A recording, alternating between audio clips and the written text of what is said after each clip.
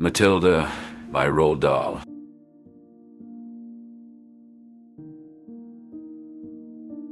Matilda's Revenge. Matilda sat quietly at the breakfast table, her mind buzzing with the day's plan. The morning sunlight streaming through the window highlighted the dust particles dancing in the air, and the smell of burnt toast wafted from the kitchen. Her father, Mr. Wormwood, was busy boasting about his latest car sale, his voice loud and confident. But Matilda knew the story was laced with dishonesty. Her mother, Mrs. Wormwood, was preoccupied with her appearance, barely acknowledging Matilda's presence as she applied a thick layer of mascara to her eyelashes. "Matilda, stop that incessant reading. It's breakfast time," her father barked, snatching the book from her hands. The cover was worn and creased, a testament to the countless times Matilda had devoured its contents. "But Dad, I'm almost at the end of the chapter," Matilda protested, her voice a mix of frustration and disappointment. Her eyes, a deep shade of brown, sparkled with determination as she gazed up at her father. "Books won't get you anywhere, girl. Now help your mother set the table," he dismissed her plea, tossing the book aside with a careless flick of his wrist. The pages rustled as it landed on the floor, a sacrilegious act in Matilda's eyes. Matilda's eyes narrowed as she watched her father adjust his hat, a symbol of his self-importance.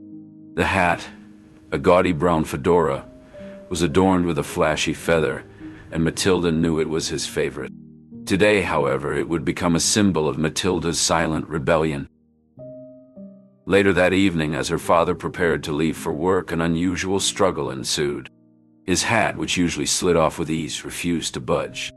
Mr. Wormwood tugged and pulled, his face turning a deep shade of red that matched his tie. The veins on his forehead bulged as he struggled, his eyes flashing with anger. "What's the meaning of this?" he roared, looking accusingly at his wife. Mrs. Wormwood, seated on the couch, looked up from her bingo magazine, a mixture of surprise and suspicion on her face. "I haven't the faintest idea, dear," she replied, her voice tinged with feigned innocence. "Perhaps you've just grown a bit too fond of it." Matilda watched from the corner of her eye, a small triumphant smile playing on her lips. She had carefully applied super glue to the inner band of the hat the night before, knowing her father's routine all too well. The sound of his struggles was music to her ears, a small victory against the daily injustices she endured. As her father stormed off to find a solution, Matilda turned to her mother, who was now looking at her with a mix of suspicion and annoyance. "Matilda, do you know anything about this?" she asked, her voice sharp. "Me? Oh no, Mom. I'm just a little girl, remember?" Matilda replied sweetly, her eyes returning to the pages of her book as if nothing had happened.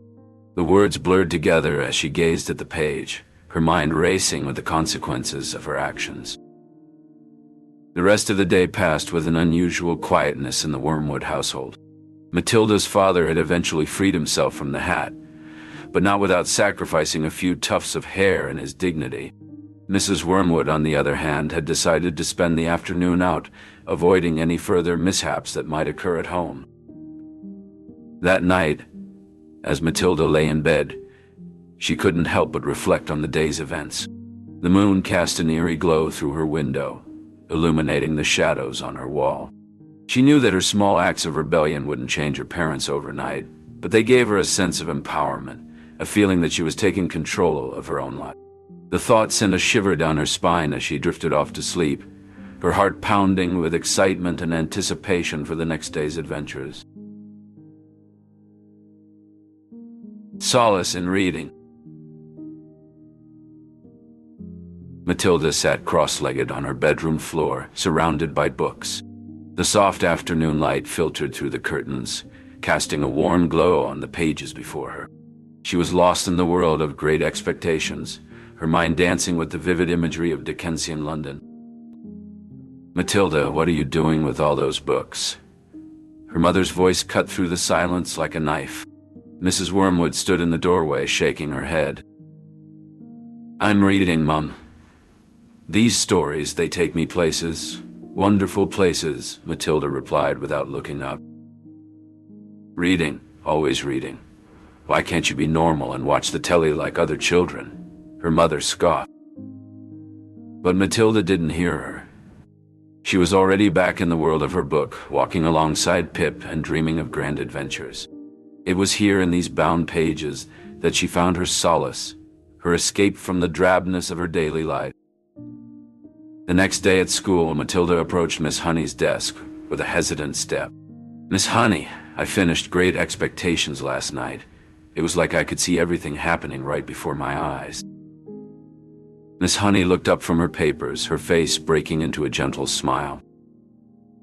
"Ah, Matilda, you have a true gift for understanding literature. I think it's time we explored more of the classics together. Let me show you some of my favorite books." Miss Honey led Matilda to a shelf in the corner of the classroom, where rows of worn, leather-bound books seemed to whisper secrets to each other. Matilda scanned the titles. Jane Eyre, Pride and Prejudice, Oliver Twist. She had never seen so many books in one place before. "Which one would you like to read first, Matilda?" Miss Honey asked, her voice filled with excitement. Matilda's fingers hovered over the spines, finally settling on Nicholas Nickleby. Miss Honey handed her the book with a smile. "I think you'll find this one particularly appealing, Matilda. The characters are so vivid, so full of life." As Matilda delved into the world of Nicholas Nickleby, she felt a sense of belonging. These stories, these characters, they understood her in a way her parents never could. They spoke to her in a language that resonated deep within her soul. In the weeks that followed, Matilda devoured book after book, each one a portal to a new world. New perspective. She met Elizabeth Bennet and her witty repartee, Heathcliff and his brooding intensity. With every turned page, Matilda grew stronger, more confident. And through it all, Miss Honey was there, guiding her, encouraging her, nurturing her love for reading. Together, the tyrannical Trunchbull. The tyrannical Trunchbull. Matilda's first day at Cruncham Hall Primary School was a daunting experience.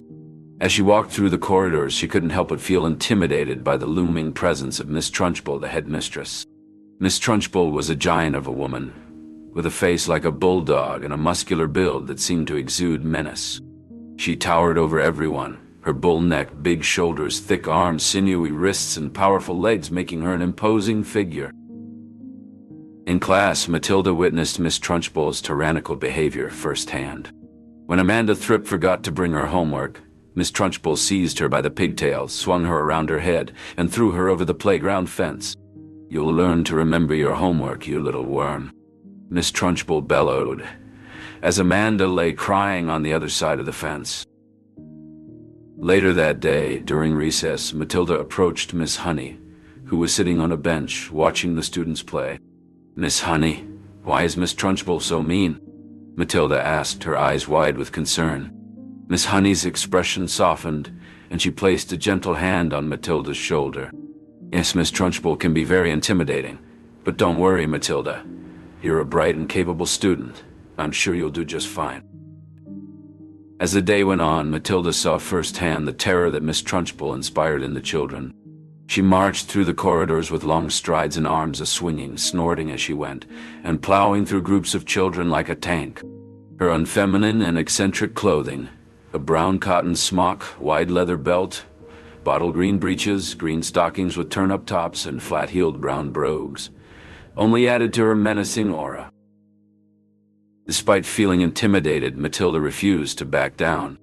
She stood tall and looked Miss Trunchbull straight in the eye when their paths crossed again. It was a small act of defiance, but it gave Matilda a sense of courage that she hadn't felt all day. As the final bell rang, signaling the end of the school day, Matilda breathed a sigh of relief. She had survived her first day at Cruncham Hall Primary School, but she knew that the real challenge was only just beginning. Acts of rebellion.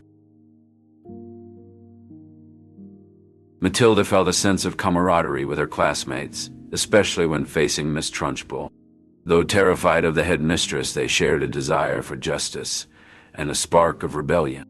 Among them, Lavender stood out for her boldness and mischief. She whispered to Matilda her plan to put a newt in the Trunchbull's water jug. Matilda laughed at the daring idea.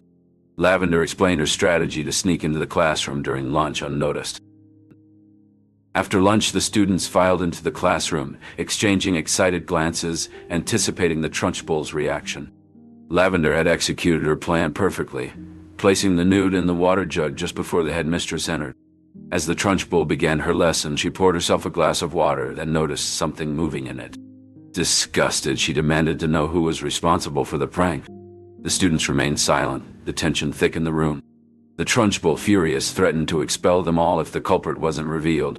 The students rose, their eyes reflecting fear and defiance, unknowingly taking the first step toward challenging the Trunchbull's rule at Cruncham Hall Primary School. Enough. Discovering telekinetic powers. Matilda sat in the back of the classroom, her eyes drifting from the chalkboard to the window, where a solitary bird flitted across the sky. She sighed, not from the usual restlessness, but from a sense of anticipation that something unusual was about to occur.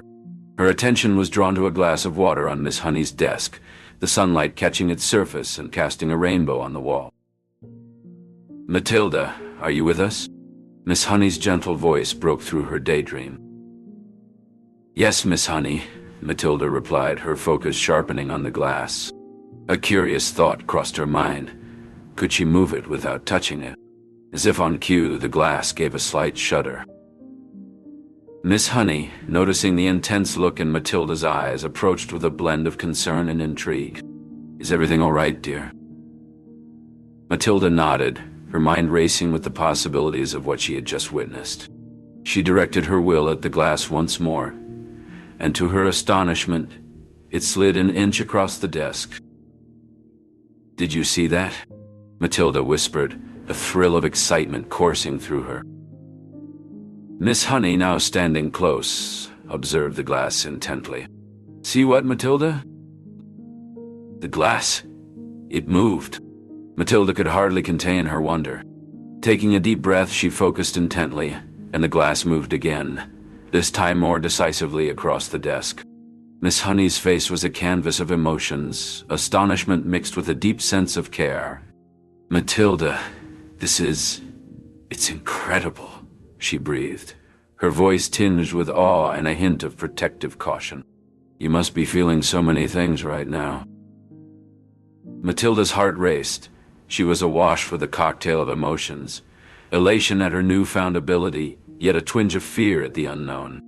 "I am," she admitted, her voice barely above a whisper. "It's like there's this power inside me that I never knew about." Miss Honey reached out, placing a reassuring hand on Matilda's shoulder. "We'll figure this out together," she promised, her eyes reflecting the resolve to support Matilda through this bewildering discovery. "But for now, let's keep this between us." With a nod of agreement, Matilda felt a profound bond strengthen between them, a silent pact to navigate the uncharted waters of her extraordinary gift. As the bell rang, signaling the end of the day, they both knew that life as they knew it had just taken an extraordinary turn. Uncovering the truth. Matilda sat quietly in Miss Honey's modest living room, the air thick with anticipation. "Miss Honey," Matilda began, her voice barely above a whisper, "you've always been so kind to me, and I can't help but feel that there's something sad in your past. Why does Miss Trunchbull treat you so poorly?" Miss Honey hesitated, her hands trembling slightly as she clasped them together. "It's a long story, dear," she said, her voice tinged with a sadness that seemed to weigh down her words. "I have time," Matilda encouraged, her eyes filled with a mix of curiosity and concern. Taking a deep breath, Miss Honey began to unravel the threads of her past. "You see, Matilda, I was raised by my aunt, Miss Trunchbull. She dominated and mistreated me to the extent that I became a virtual slave in my own home. I was forced to do all the household chores from a very young age and was never allowed to cry in front of her. Despite being a bright pupil, I was prevented from pursuing higher education. Matilda listened intently, her heart aching for Miss Honey. But you're so smart and kind. How could she do that to you? People can be cruel, Matilda. Power can corrupt them, Miss Honey explained, a distant look in her eyes as she recalled the years of torment. But you're free now, aren't you? Matilda asked, her small hand reaching out across the table to touch Miss Honey's. Miss Honey smiled faintly, a spark of resilience flickering in her eyes. Yes, thanks to you, Matilda. But it's not just about being free from her. It's about reclaiming my life, my identity. Matilda nodded, determination burning within her. We'll make sure she never hurts anyone again. We'll reveal her for who she truly is. As they spoke, a plan began to form, one that would require courage, cleverness, and a touch of Matilda's extraordinary abilities. The next day at school, Matilda put their plan into action. With an intense focus, she directed her telekinetic powers towards the chalk on the blackboard. The chalk hovered in midair before beginning to write out the accusations against Miss Trunchbull in bold letters. Miss Trunchbull stormed in, her face red with fury. "Who dares?" she bellowed. Matilda stood up, her voice steady. "I do. Everyone deserves to know the truth about how you've treated Miss Honey." Miss Trunchbull's eyes widened in shock as she realized what was happening. You're using your telekinetic powers, aren't you? How dare you show off such unnatural abilities in my school? Matilda remained unfazed by Miss Trunchbull's outburst. "I'm not showing off. I'm exposing the truth. Everyone has a right to know what you've done, Miss Trunchbull." The classroom was filled with whispers and gasps as students and teachers alike struggled to comprehend what they were witnessing. Miss Trunchbull's face contorted with rage, and she advanced towards Matilda, her hands clenched into fists. "You think you're so clever, don't you, little girl? But let me remind you that I'm still in charge here, and I will not tolerate such disobedience." Matilda stood her ground, her eyes locking with Miss Trunchbull's. "I'm not afraid of you anymore. Your reign of terror ends today. Everyone will know the truth, and you will never hurt Miss Honey or anyone else again." As the tension in the room escalated, Miss Honey stepped forward, placing herself between Matilda and Miss Trunchbull. "Please, both of you, stop this at once. Matilda, I appreciate your support, but we must handle this situation carefully. Miss Trunchbull, I know you have treated me unfairly, but let us find a peaceful resolution to this matter." Miss Trunchbull's eyes narrowed, and for a moment it seemed like she might strike out at them. Then she took a deep breath, her shoulders relaxing slightly. "Very well, Miss Honey. I will not stoop to your level. But mark my words, this is not over. You may have won this battle, but the war is far from over." With those words, Miss Trunchbull stormed out of the classroom, leaving a palpable sense of relief in her wake. Students began to chatter excitedly, their eyes wide with wonder as they looked at Matilda with a mixture of awe and fear. Matilda turned to Miss Honey, her eyes shining with determination. "We did it, Miss Honey. We stood up to her and we won. But you're right, this isn't over. We need to be prepared for her next move." Miss Honey nodded, her face filled with gratitude and admiration for the brave young girl who had become her ally in this battle against injustice. "You're absolutely right, Matilda. We must remain vigilant. But for now, let us savor this small victory. Together, we will face whatever comes our way." As the classroom buzzed with the aftermath of the confrontation, Matilda and Miss Honey shared a knowing smile, their bond strengthened by their shared determination to bring an end to Miss Trunchbull's cruel reign. Liberation from abuse. Matilda sat in Miss Honey's cozy cottage, listening intently as her mentor shared stories of her own childhood. Matilda asked, her curiosity getting the better of her, "But how did you escape?" Miss Honey smiled, a hint of triumph in her eyes. I rented a small cottage and plucked up the courage to leave my aunt's house. It was a liberating moment, Matilda. I finally felt free. Matilda's eyes widened in admiration. That's amazing. You're so brave, Miss Honey. Matilda decided she needed to talk to Miss Honey about something. She took a deep breath and said, I think I need to leave my parents' house. They're not good for me. I want to live with you. Miss Honey's face lit up with understanding. Oh, Matilda, I've been waiting for you to come to this realization. You deserve so much better than what they're offering you. Together they hatched a plan for Matilda to confront her parents and plead her case. With Miss Honey by her side, Matilda felt empowered. Matilda stood outside Miss Honey's door as her parents hastily drove away in their car. As the car disappeared into the distance, Matilda turned to Miss Honey, her eyes shining with a mixture of emotions. It's just us now, she said, a smile breaking through. Miss Honey opened her door wider, welcoming Matilda into the warmth of her home. Yes, Matilda, just us. And together we'll make a wonderful life. They stepped inside, closing the door on the past and looking forward to the future they would build together. A new beginning.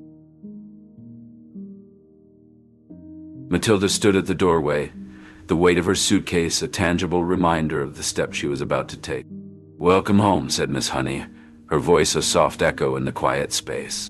Matilda's smile was her only reply as she crossed the threshold into the cottage that contrasted sharply with her path. The small living area with its simple furnishings and the fireplace's warm glow seemed to say, "This is enough." Miss Honey's presence was a silent affirmation of the unspoken bond they shared. Matilda placed her suitcase down, her gaze meeting Miss Honey's, a silent acknowledgement of the journey they had embarked on together. The future was a path they would navigate side by side. Matilda's eyes briefly touched upon the bookshelf, a symbol of the worlds and friendships that awaited her beyond these walls. As the day waned, the setting sun cast a serene light through the windows, and Matilda settled into an armchair, a book her companion. The room was filled with a quiet understanding that this was the beginning of something new. Miss Honey busied herself in the kitchen, preparing a warm supper to mark this new beginning. The aroma of simmering vegetables and baking bread wafted through the cottage, mingling with the scent of old books and wood smoke. As Matilda delved into her book, the soft clinking of dishes and the gentle hum of Miss Honey's singing created a soothing melody that seemed to harmonize with the rhythm of her heartbeat.